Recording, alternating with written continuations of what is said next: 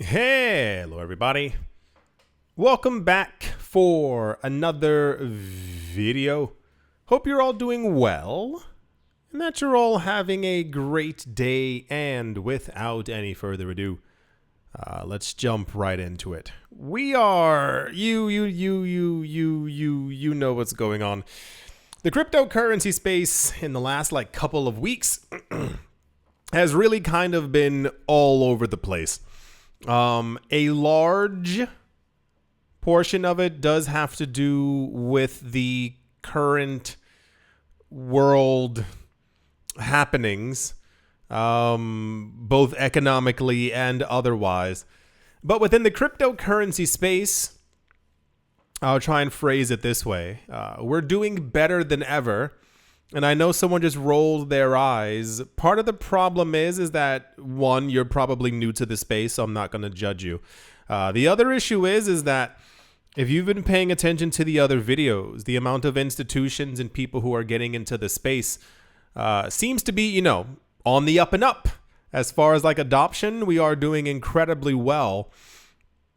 But what a lot of people don't really get is that the levels of manipulation through all markets, but more specifically ours, is quite intense. And I need to remind people, continue to reiterate that we are not supposed to be in the market according to all the rich people. They literally want all the Bitcoin and crypto for themselves. And this is what I think a lot of people keep forgetting. On top of that, and I mean, if that's not already enough with all the stuff happening in the world, the US SEC is on something. That's exactly how I'm going to phrase it. And it's kind of getting to the point where you've heard me in other videos saying something similar, where I'm like, it's getting to be a bit too much at this point. They're trying to prove something. And I mean, the one of the main reasons why it's so cringy is because they lied to us and told us years ago that the only way that crypto could work out ever was if it had regulations or was controlled in some sort of way. And we now know this to be a complete and utter lie, because other countries already have regulation for crypto and they haven't collapsed. So the US SEC, especially in the last year, has really picked up what they've been doing and the desperation that they have to try and gain control over something within our space has really reached new heights. And it's gotten to the point where it's like, okay, as you might have noticed from some of the other videos, it's been quite frequent. So we have an update to something that we heard was going to happen before. And it's like, stop, please. Ethereum software giant Consensus has filed a preemptive lawsuit against the US SEC. Consensus explains that it decided to strike the SEC early because if it does, they do not want the formidable regulator to expand its jurisdiction by wrongly categorizing Ether as a security under current chairman Gary Gensler. The idea has been since 2018 that Ethereum is not a security. None of these coins are securities. The things that are securities are the things that are put on top of them. The other layers, the other things that you are buying or you bought into with an expectation of a specific company to make you profitable. That's the idea of what a security is. Any coin that is decentralized enough, and I mean even so far as and I dare say, just 100 validators is decentralized enough. The problem is that the SEC has left their idea of being able to control Bitcoin. So now they're looking for something else. Ethereum is touted as literally the next big thing. If you haven't seen a lot of the other articles over the last few years, there are a lot of people who really like Ethereum, but people also believe that Bitcoin will be the new money of the future, and Ethereum, the network, will be the computer of the future, where everything can be done and everything is processed on top of it and yada, yada, yada. You get the general idea. So without having to drag it on for too much longer, the whole Gary Gensler story, they've been trying to get control over Ethereum for a while. And we heard about a month or two ago that the SEC, I believe, is going to or has already filed a lawsuit against anything Ethereum. So Consensus, the Ethereum Foundation, and every other thing, apparently probing them to try and find something so that they can prove that they should have control over Ether and Ethereum, which also makes no sense. You cannot have control over a decentralized structure. It literally, like not even like from an illogical standpoint, it does not make any sense. You cannot do it. You would not be able to gain control over it. The US SEC has then claimed months ago that they want to gain control over the information from the transactions happening within the United States. And it's like, it's not the 1930s. It's just so ridiculous. So Consensus has had to file a lawsuit before the SEC actually has filed a lawsuit against them, because that's the kind of dystopian nonsense that we're currently living through. Consensus, the crypto startup backing projects critical to the Ethereum ecosystem, has taken the first step to bring clarity on Ethereum's legal status as a non-security. Consensus has sued the Securities and Exchange Commission and its 5 commissioners, alleging they are overreaching in their apparent efforts to reclassify Ethereum as a security token. Here's the actual tweet for it right here. Not really much more to say. How do I phrase this? Crypto news generally is always good. From what we've been seeing the last few years, despite any rogue government or what have you who already has a terrible economy, who's just trying to make sure that they keep their people in order and therefore not giving them any kind of freedom by allowing them to deal in crypto. Cool. But then you have also, and I mean, they're sitting next to each other. They're definitely classmates. The other negative news that we've been getting over the years has only been from the SEC. Think about it. All the other news we've been getting is either about the expansion of the networks, other layers, events and happenings that are going on, and things merging and money flowing into the market and all these other things. And then you look over and the SEC is constantly trying to attack different people within this space. Once again, I'm not part of these companies. I don't know what Consensus is doing. I don't know what the Ethereum Foundation is doing. But the problem is, if you missed it, this was about 5 or 6 days ago.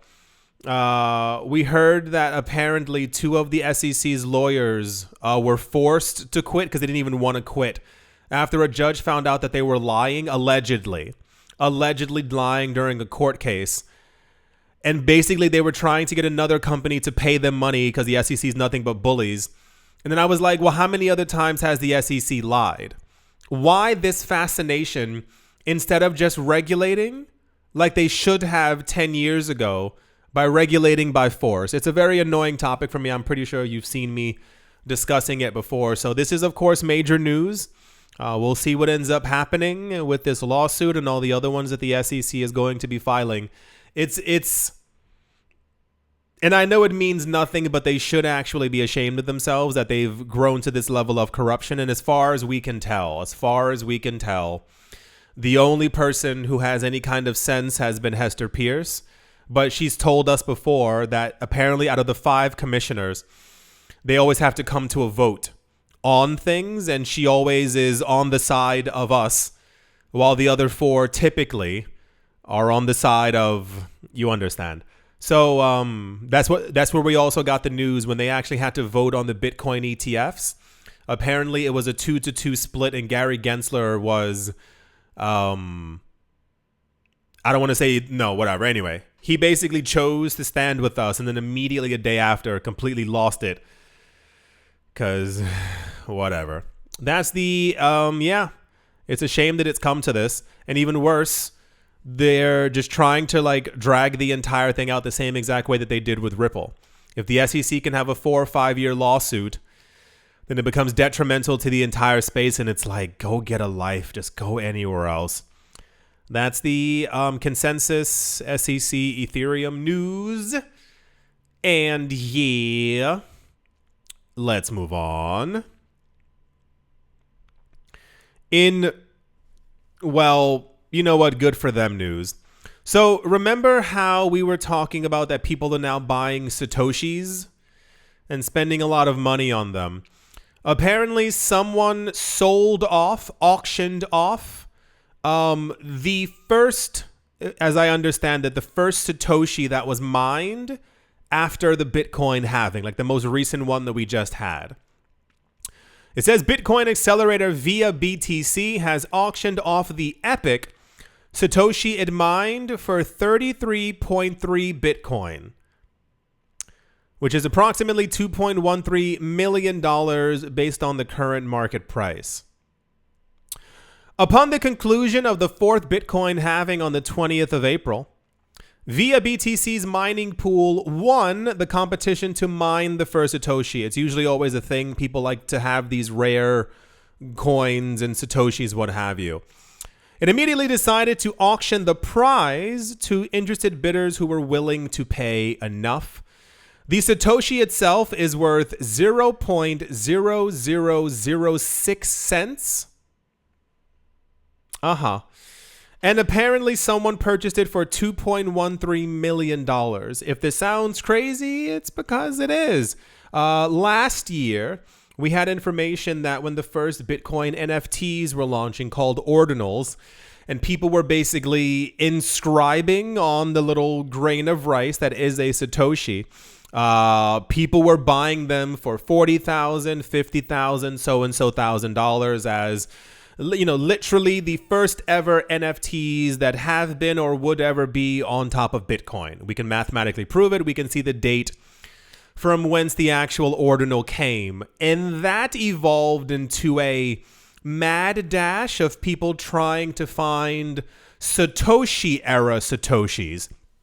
So Satoshi Nakamoto, as far as we know it, was only with the cryptocurrency space, I believe, for the first 2.5, maybe 3 years of Bitcoin being around, and then subsequently disappeared into the ether, what have you. So people know that Satoshi Nakamoto mined Bitcoin, but a lot of the Bitcoin, for those of you who don't know, there is a wallet address that has 1 million Bitcoin that belongs to Satoshi, and it has not been touched. People assume it'll never be touched. So other coins that he is known to have touched or have used or transacted in, based off of information from Reddit and other places, people have been hunting those coins down.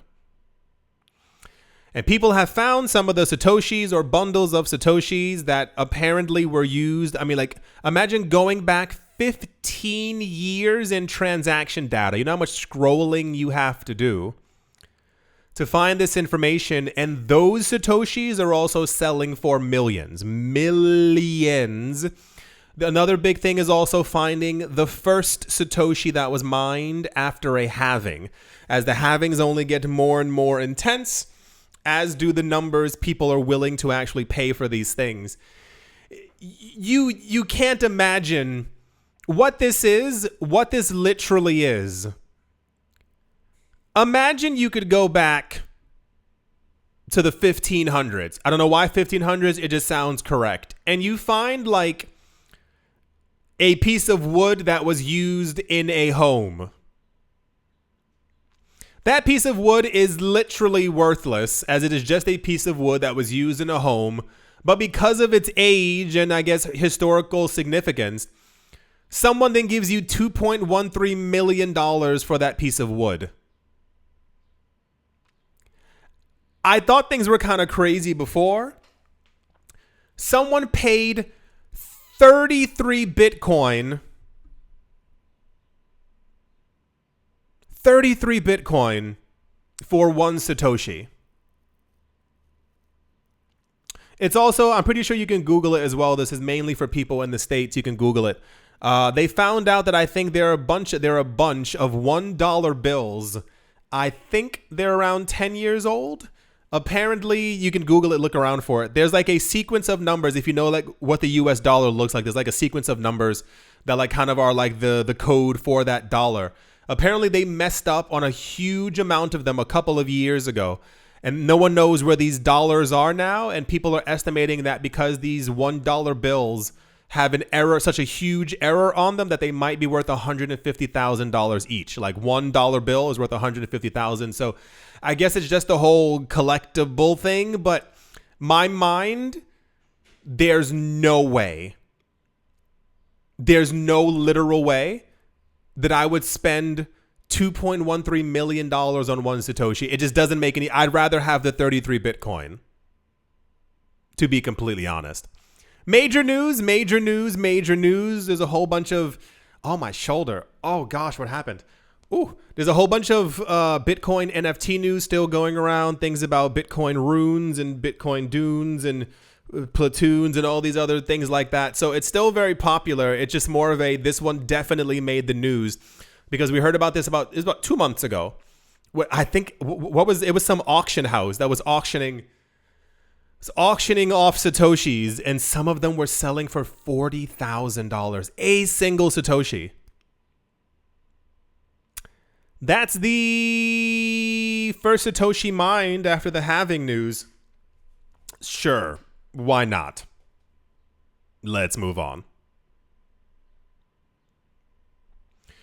Also in, I guess, popular news, people are now looking through SEC filings to start to figure out exactly who is investing in the Bitcoin ETF space.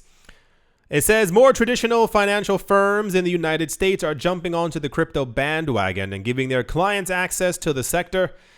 This is seen in the increasing portfolio allocation given to crypto investment products. A tweet by Bloomberg exchange-traded fund analyst Eric Balchunas has revealed that two U.S. investment advisors, that sounds bougie, Legacy Wealth Asset Management, geez Louise, and United Capital Management from Minnesota and Kansas have allocated 6% and 5% of their portfolios to the Fidelity Wise Origin Bitcoin Fund, FBTC. We had news 2 weeks ago? I'll say 2 or 3 weeks ago. Eric Balchunas also found out through SEC filings that a bunch of, I think it was 13, I believe the number was 13 different banks within the United States had also been openly buying Bitcoin ETFs through these companies, through Fidelity and BlackRock. The interesting part is that these banks, of course not, did not announce publicly that they were going to be buying, but he found out through filings that they had like allocated millions of dollars into the Bitcoin ETFs. So this guy found out, here's the actual image of the tweet right here, that one company allocated 6% and the other one 4.95%. That's a lot of money. 6% of your portfolio and 4.9% of your portfolio is quite a lot of monies. But I mean, it makes total sense. I've been saying this for a very long time, and I know a lot of you have been listening. We've known that these people have been buying. This isn't like exceptionally crazy, out of this world news. They've been buying Bitcoin since 2014. It's just now that there's more of like a public mad dash for all of these things that have been happening. Even the news recently, and it keeps happening, and I'd try not to roll my eyes. There's a lot of news about the money being allocated into, into the Hong Kong ETFs. Some days have been, double-digit $1 million, and people keep writing articles as if like this money hasn't been taken off the table. One day, I think I saw the number $11 million for the Hong Kong ETFs, and they were like, "It's not as impressive as it was for the BlackRock." And I was like, do you understand? Even if they only did $11 million worth of Bitcoin per day, if that continued until the end of the year and into infinity, because that's, they're going to have these ETFs forever. That's a lot of Bitcoin being taken away from normal people who also need some as well. So people keep underscoring the idea of like, well, they only bought $5 million worth of it. And I'm like, are you crazy? Do you have $5 million just laying around that you can throw into Bitcoin? Right. So if you keep hearing about these allocations all the time, this is what I mean. I'm full. This is what keeps me bullish all the time. Because years ago, I used to focus, of course, on the price. You see what's going on, and you're like, oh no, the price is down again. But then you look at the news every day, and it's like, no, the price is down, and normal people aren't paying attention. This is when all these people keep buying. If you've seen the last couple of videos, we've had a lot of whale news about movements and also a lot of buying. There's constantly buying, especially when prices go down, and even more so when prices go up. So these people are preparing. Legacy wealth assets sounds really intense. That sounds really, really intense. Yeah. That's the Eric Balchunas found out that 2 more companies allocated a huge amount of money into the Bitcoin ETFs. There's also other companies here as well, but their allocations, forgive me. Their allocations are 1%, 3%, 3%, and 0.09%. But once again, there's still millions of dollars worth of Bitcoin that's being taken off of the table at any given time, and people pretending like it's not anything spectacular. Like, once again, we just had news as well about MicroStrategy. MicroStrategy just bought new Bitcoin, and I think what was it? Like $14 million worth of it. People were like, that's not a lot of money. And I'm like, shh. Sit down, please. For the love of the market, shut your face, because it's a huge amount of Bitcoin. It's nonsense. Every allocation doesn't have to be $500 million. You've become desensitized to money. It just doesn't make any sense. That's the Balchunas news. Yeah. Moving along. Also in... Okay. So we have the situation where the SEC is going to, or has already begun to, take Consensus and the Ethereum Foundation, and I think also like 6 other companies, like anything that has any relation to Ethereum, apparently the SEC is going after. You have Consensus trying to go after the SEC first, and then there was some other thing also happening as well. Also, here we go again, constantly in the news. These people don't know how numbers work.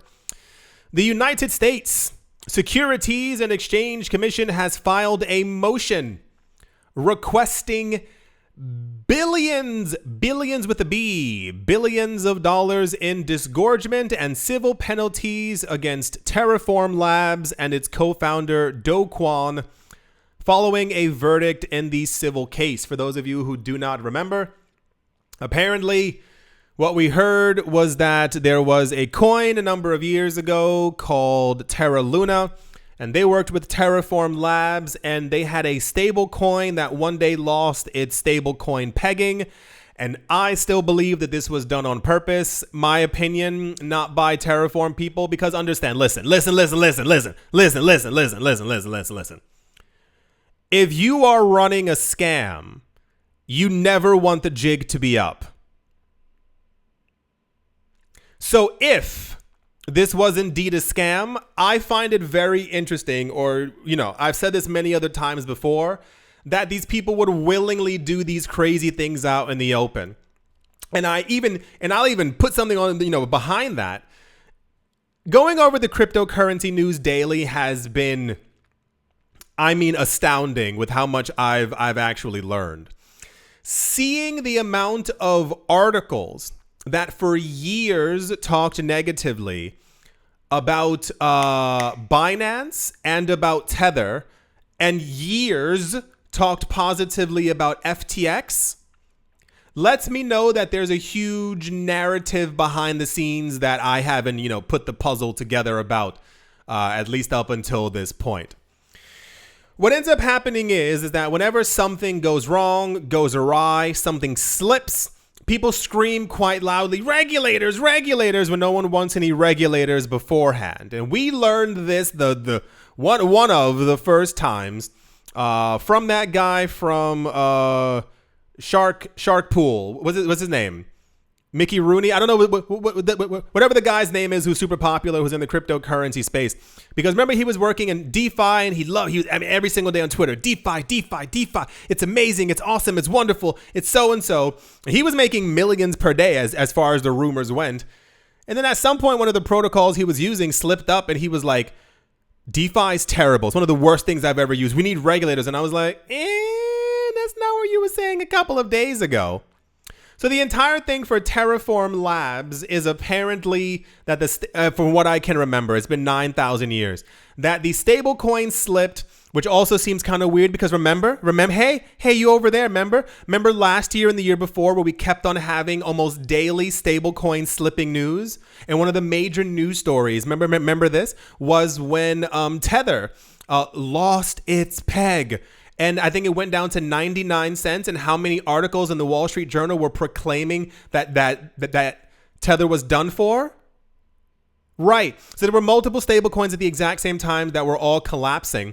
And the only one that kind of kept itself around is one that I shall not name, who has been tied to other larger institutions who I personally believe have been trying to sabotage large parts of the cryptocurrency space so that they can actually make room for the coins that they're also making. And this is why I do not care for venture capital coins such as Solana, because there's always a narrative behind it. Why do you think there's so much press and so much money flowing around it? It's because they're able to say with all their venture capital money, look at this amazing thing. Look at how much more amazing this is in Ethereum. Ethereum, we don't need that. We can make our own stablecoin. And it's like, you're a database. So as Terraform Labs was trying to get the entire stablecoin thing under control, there was all this controversy around Do Kwon and where he was and blah, blah, blah, blah, blah. And then all of a sudden, multiple countries out of nowhere were talking about trying to apprehend him, which I thought was kind of interesting because I think he's from South Korea, but I think he was living in Dubai. I don't remember the locations, but I was like, 7 governments at the exact same time? That seems a little excessive for something like this. So now the US, once again, not trying to defend him. It's more of a anything with the letters SEC inside of it, lawsuit, and billions of dollars just doesn't really sit right with me because I think the SEC is corrupt. I don't know if anyone got that from the news in the last 10 years. No one? Okay. In a filing on the 19th of April, the United States District Court for the Southern District of New York, the SEC requested approximately $4.7 billion in disgorgement and prejudgment interest after the civil case ruling. Now, riddle me this. How many of you think that the SEC deserves $4.7 billion because of what happened to Terraform Labs and Do Kwon? Put your hand down. Because a lot of you didn't even have Terra. I'm certain that this was like a very almost niche kind of thing. But the problem is that when these things take place, everyone's told to panic. Remember FTX? Remember me being in the news and I was like, why is everyone panicking so much? Everyone went on news. Everyone was on CNBC. Everyone was on Fox Business. This is the worst thing that's ever happened to crypto. Sam Bankman-Fried is a monster. And I was like, he didn't do anything else that the other crypto exchanges aren't doing. Oh, remember reserves? Remember all the crypto exchanges were supposed to be showing us their reserves all the time? When was the last time we got news about that? So it usually always ends up being some kind of like a really weird scapegoat within the space. The US SEC is asking about a coin from South Korea, $4.7 billion. Want to know the best part? Can you guess who that $4.7 billion would go to? It's not the people who lost money on Terra Luna. No, keep guessing. Yeah, it's the US SEC. Even more so, along with the $4.7 billion they're asking, $4.7 billion. They're also asking for a combined $520 million in civil penalties. $420 million from Terraform and you understand how much $100 million is? $100 million from Do Kwon. Smells a little fishy. It's not just me, right? All the SEC's latest lawsuits have been in the billions. I don't know who's going to tell them, but inflation's not that high. Like, we are not walking around with like suitcases worth of dollars yet. So, and apparently, Terraform, the company, has been like, hey, you guys are, you guys are a little bit crazy. And they're talking about only paying 3.5 million as opposed to 4.7 billion. Because I can assure you, any penalties do not add up to 4.7 billion. This also, for those of you who missed it, 3 days ago, Ripple and the SEC were back in the news because the SEC is trying to get Ripple, the company, to pay them $2 billion. $2 billion with a B. And the people from Ripple were like, no, we can give you 10. $2 billion. So this one, 4.7 billion down to 3.5 billion. And Do Kwon is like, I'll give you 800K. So, yes, I would love if we at some point lived in a world without corruption. Better, easier. Much easier said than done. I don't think it's ever going to actually happen.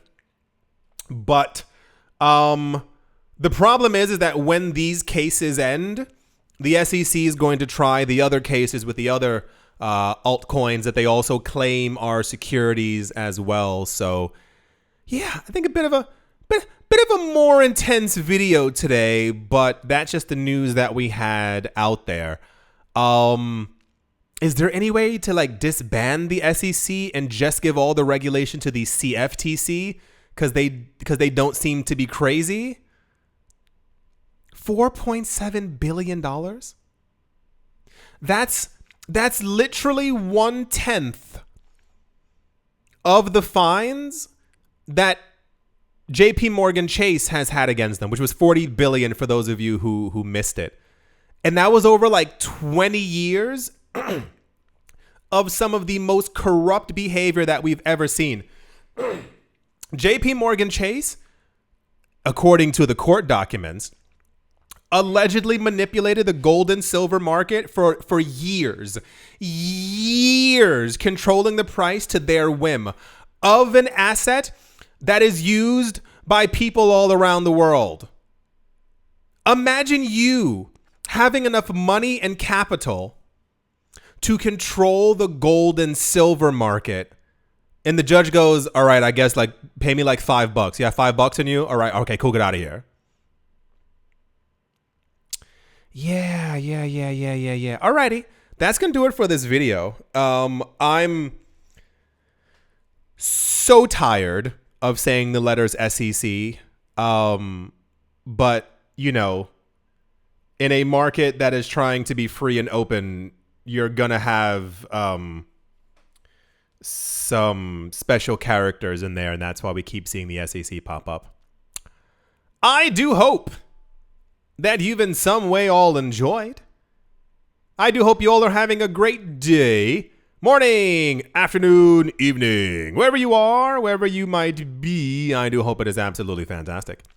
Thank you all once again for watching, listening, liking, commenting, and supporting. And I will most certainly be talking to you all soon. See you.